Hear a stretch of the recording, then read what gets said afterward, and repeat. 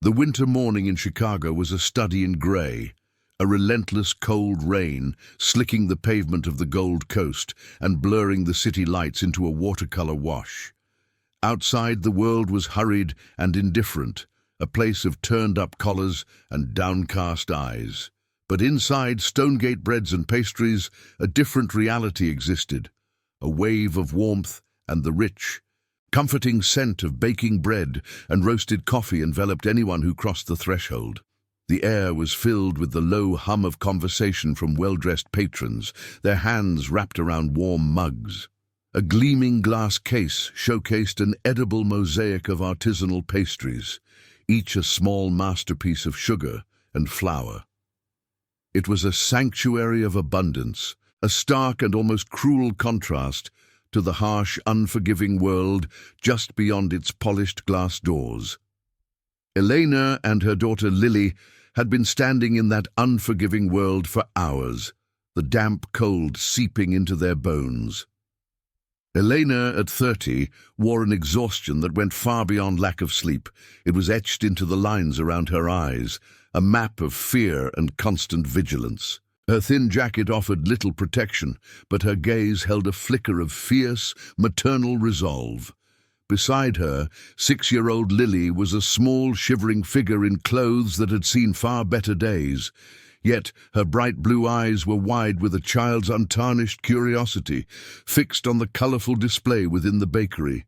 Finally, driven by a desperation that overshadowed her pride, Elena took a deep breath, pushed the heavy door open, and led her daughter into the warmth, her every movement an apology for their very presence.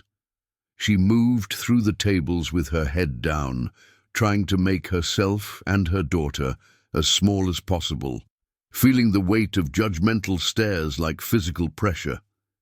She approached the counter where the manager, a man named Mark with a crisp uniform and an even crisper demeanor, was overseeing an order. With a trembling voice, barely above a whisper, Elena asked the question that had taken all her courage to form. She asked if there might be anything expired, anything that was going to be thrown out, that they could possibly have for her little girl. Mark didn't even lower his voice. He turned to her, his expression a mask of disdain, and announced for the entire bakery to hear, "This is a luxury establishment, not a charity center. Please leave." The words struck the warm air and hung there, a public declaration of her failure. From a corner table, Arthur Stone watched the scene unfold over the top of his financial spreadsheets. At 62, he was the picture of success, a man in an expensive suit who had built this entire empire from a single oven. Yet his face was a void, his eyes carrying a deep, unshakable melancholy. He had seen Elena's approach, but his attention was captured by the little girl. He saw the light in Lily's eyes dim as Mark's cruel words landed. He saw her small hand tighten in her mother's, her face crumpling with a shame no child should ever understand. It was that look that shattered Arthur's self-imposed apathy, a physical blow to his dormant heart. It's moments like these, where a person's dignity is so carelessly shattered, that remind you why these accounts must be shared. Subscribing helps us continue giving a voice to those who need one. Arthur did not move from his table until the heavy glass door had swung shut behind the mother and child, their departure leaving a void in the warm, fragrant air. The low hum of conversation resumed, but for Arthur the sound was muted, distant. He folded his spreadsheets with a slow, deliberate precision, the numbers now meaningless symbols on a page. Placing them in his briefcase, he rose to his feet, his movements as economical and controlled as ever. He walked not to the exit, but directly to the counter where Mark was now polishing the espresso machine, a smug satisfaction still lingering on his face. Arthur didn't raise his voice. He didn't need to. His words were quiet, cold, and sharp as broken glass. "My office. Monday, 9 a.m. Don't be late." He didn't wait for a reply, turning on his heel and leaving the manager with a dawning look of dread that was far more satisfying than any public reprimand could have been. Once outside, the raw chill of the Chicago winter hit him, a physical shock after the bakery's manufactured comfort. He saw them a block away, huddled under the flimsy awning of a closed newsstand, a tiny island of misery in the sea of indifferent pedestrians. For 5 years, since his wife Martha's passing, Arthur had moved through this city like a ghost, insulated by his wealth and his grief. He saw the buildings, the traffic, the people, but he didn't truly perceive them. They were a backdrop to his silent, orderly existence. But now, watching Elena wrap her thin jacket tighter around Lily, his apathy cracked. He saw not a statistic, not a problem, but a mother trying to shield her child from a world that had turned its back on them.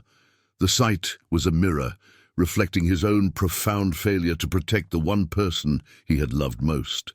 He crossed the street, his expensive leather shoes splashing through grey puddles. His heart, a dormant muscle, hammered against his ribs with an unfamiliar rhythm. He had managed boardrooms, negotiated multi-million-dollar deals, and built an empire on calculated risks. But approaching these two strangers felt like the most terrifying venture of his life. He stopped a few feet away, careful not to startle them. Elena's head snapped up, her eyes wide with the defensive fear of a cornered animal. She instinctively pulled Lily behind her, a fierce, silent guardian. Arthur kept his hands visible, his posture unthreatening. "I'm sorry for what happened in there," he said, his voice softer than he intended. "No one should be spoken to that way. Please, let me buy you both a hot chocolate. Somewhere else. Somewhere warm." Eleanor's eyes narrowed with suspicion. In her world, kindness was a currency, and it always came with a price she couldn't afford. "We don't need your charity," she answered, her voice trembling but firm. She had learned the hard way that a man in a suit offering help was often the beginning of a new kind of trouble. Her refusal was a shield, forged in a fire of betrayal and violence that Arthur couldn't possibly imagine. She was prepared to walk away, to pull her daughter back into the biting rain rather than accept a handout that might indebt her to another powerful man. But Lily peeked out from behind her mother's legs, her small face pale with cold, her gaze fixed on Arthur with a child's unfiltered curiosity. And Elena's resolve wavered for just a fraction of a second. Seeing that flicker of hesitation, that battle between pride and a mother's desperation, Arthur took a small step closer. He wasn't offering charity. He was offering a moment of shared humanity. "It's not charity," he said, his voice laced with a raw honesty that surprised even himself. "No child should ever feel what your daughter felt today. I lost my family, my wife, I can't fix my past, but I refuse to stand by and watch another family be destroyed." The words hung in the cold air between them, a confession of his own brokenness, a bridge built not of pity, but of shared pain. He wasn't a rich man looking down from his tower. He was just a lonely man who recognized the abyss in her eyes because he stared into it every single morning in his own empty mansion. An hour later, they were sitting in a small, unassuming diner a few miles away. The place smelled of coffee and fried onions, a world away from the curated perfection of Stonegate. The warmth was real here, emanating from an old radiator that hissed and clanked in the corner. Lily, her cheeks now flushed with color, was carefully sipping a hot chocolate topped with a mountain of whipped cream, her small hands wrapped around the thick ceramic mug. Across the booth, Elena watched her daughter with a weary tenderness. She had not yet let her guard down completely, but the hard lines of fear around her mouth had softened. She spoke in fragments, sharing pieces of a life she had been forced to abandon. A loving home that became a prison, a husband whose adoration curdled into violent possession, and the terrifying, desperate flight into the night with nothing but her daughter. Arthur listened, truly listened, for the first time in years. He didn't offer solutions or platitudes. He simply bore witness to her pain. As she spoke, the ghosts of his own life filled the space between them. He saw his wife, Martha, laughing in their kitchen, her hands dusted with flour.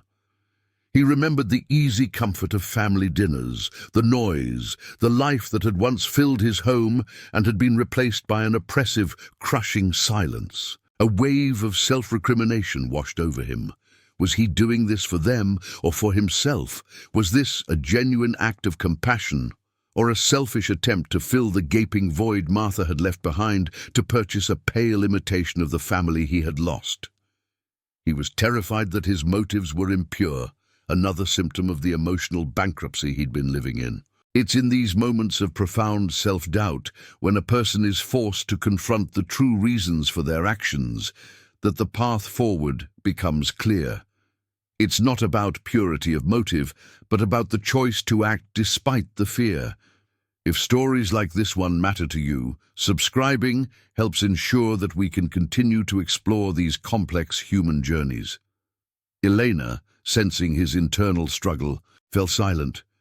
She looked at him, really looked at him, and for a moment the roles reversed. She saw not a powerful businessman, but a man drowning in his own sea of sorrow. "You miss her a lot, don't you?" she asked softly. It wasn't a question. It was a statement of fact, an acknowledgement of their shared language of loss. The simple observation pierced through Arthur's armor, and he could only nod, unable to speak past the lump forming in his throat. He cleared his throat and shifted back to the practical. "You can't stay on the streets. Not in this weather. Let me get you a hotel room for a few days. No strings attached. Just a safe, warm place for you and your daughter to sleep." The offer was direct, concrete. It was a temporary solution, but it was a start. Elena hesitated, the ingrained distrust warring with the sheer, bone-deep exhaustion of her existence. She looked at Lily, who was now drawing on a napkin with a borrowed crayon, completely oblivious to the adult complexities swirling around her. The sight of her daughter, safe and warm for the first time in weeks, made the decision for her. With a barely perceptible nod, she accepted, placing a fragile, tentative trust in this stranger who seemed to understand her pain. The next morning, the true scale of their predicament became brutally clear. Arthur discovered that Elena was a ghost in the system. Fleeing her husband meant leaving behind every piece of identification: her driver's license, her social security card, Lily's birth certificate. Without these documents, she was invisible. She couldn't get a job, apply for aid, or even open a bank account. They spent the day in a series of grey, soulless government buildings, facing long lines, indifferent bureaucrats, and a mountain of paperwork that seemed designed to defeat the very people it was supposed to help. Arthur, a man accustomed to having doors open for him, was humbled and enraged by the slow, grinding cruelty of a system that punished victims for their own survival. As they navigated the frustrating maze of bureaucracy, Elena finally shared the full extent of her fear. Her ex-husband, she explained, was not just abusive, he was obsessive and resourceful. He was a man who saw her not as a person, but as a possession he had lost. She was certain he was looking for them, and the thought of him finding them sent a visible tremor through her body. This revelation shifted the stakes entirely. Their struggle was no longer just a battle against poverty and the system. It was a race against a tangible, violent threat. The abstract danger of the streets was replaced by the specific, terrifying image of a man who would stop at nothing to drag them back into the darkness. The need for a safe place was no longer a matter of comfort, but a matter of life and death. In the midst of the fear and frustration, something unexpected began to grow. A quiet bond formed in the small, in-between moments. It was there when Arthur bought Lily a coloring book to keep her occupied during the endless waiting, and he found himself genuinely captivated by her childish explanations of the pictures. It was there when Elena, seeing the exhaustion on his face, insisted on buying him a coffee with the small amount of cash he had given her, a simple act of reciprocation that spoke volumes. One evening in the sterile hotel room, as Arthur read a bedtime story to Lily, he found himself speaking of Martha, sharing a funny memory of her that he hadn't spoken aloud in years. They were no longer a benefactor and his project. They were three wounded people, tentatively, carefully, beginning to piece together the fragments of a new, unforeseen family.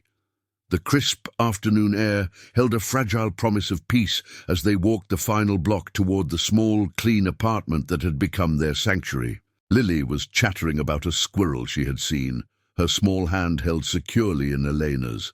Arthur walked beside them, a quiet guardian, a comfortable silence having settled between them long ago. But the peace shattered when a figure stepped out from the shadow of an alleyway. It was him. Elena's breath caught in her throat, a raw, cold dread icing her veins.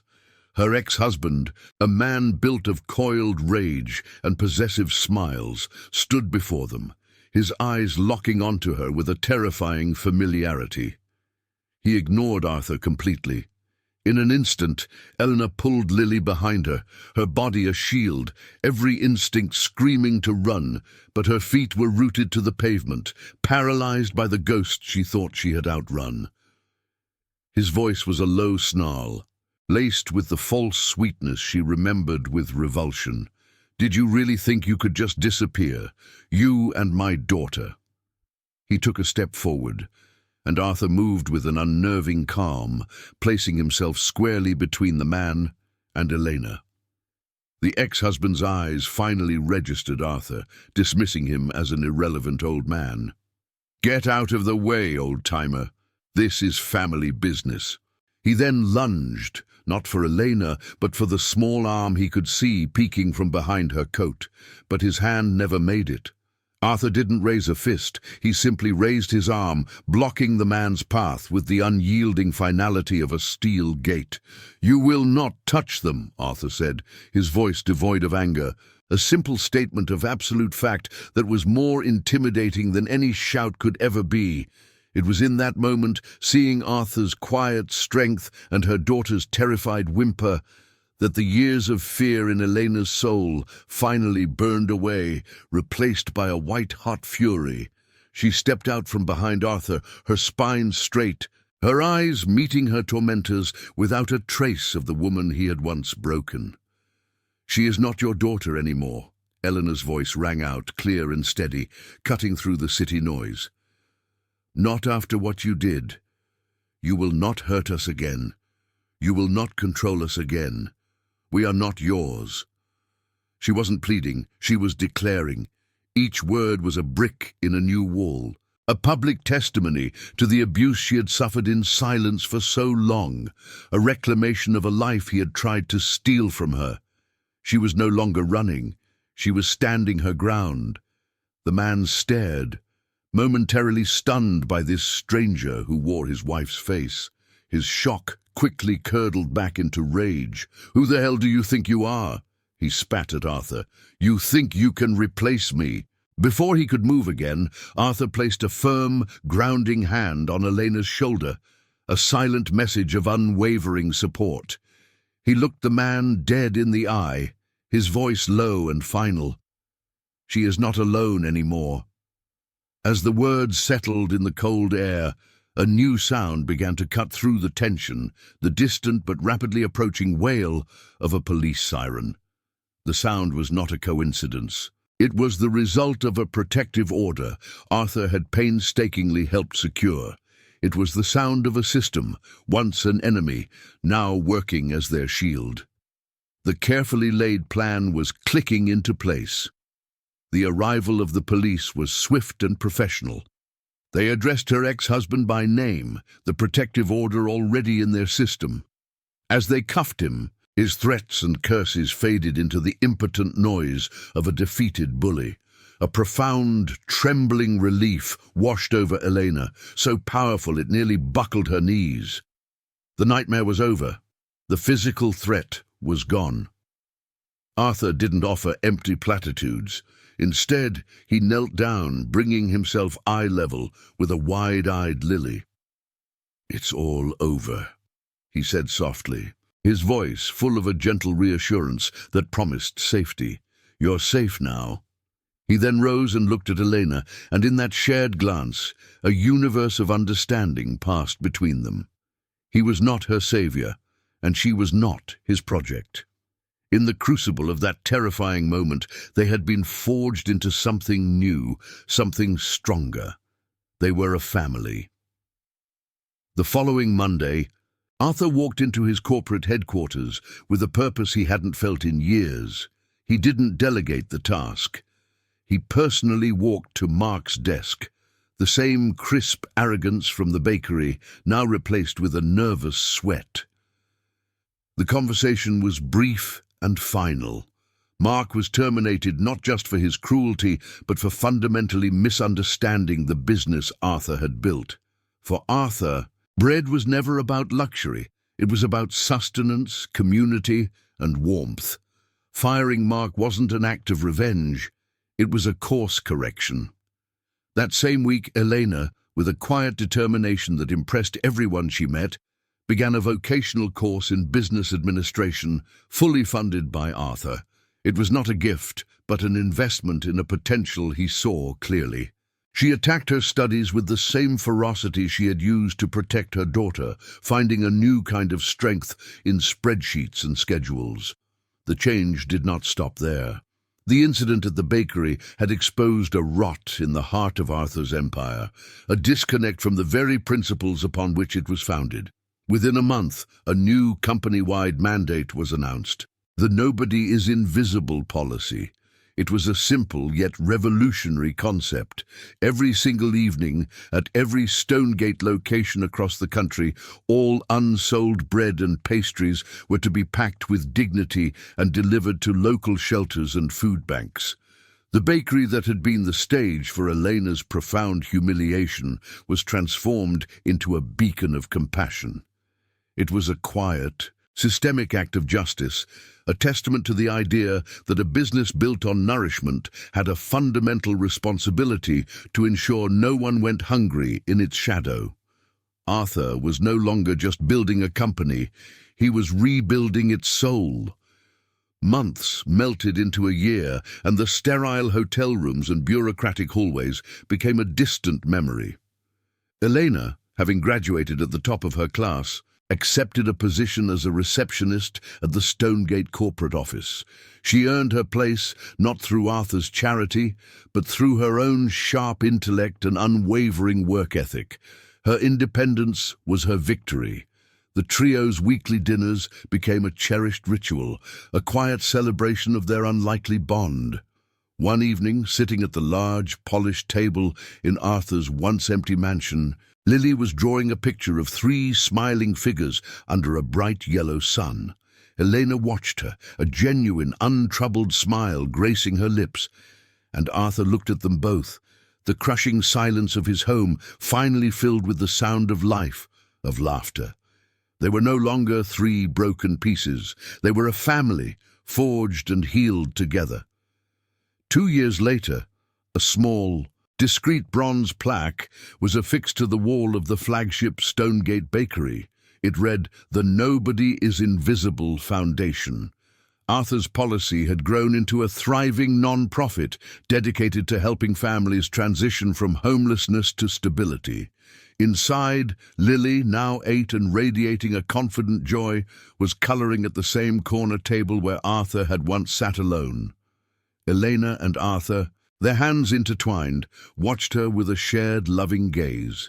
A young woman, her face etched with a familiar fear and exhaustion, hesitated at the door.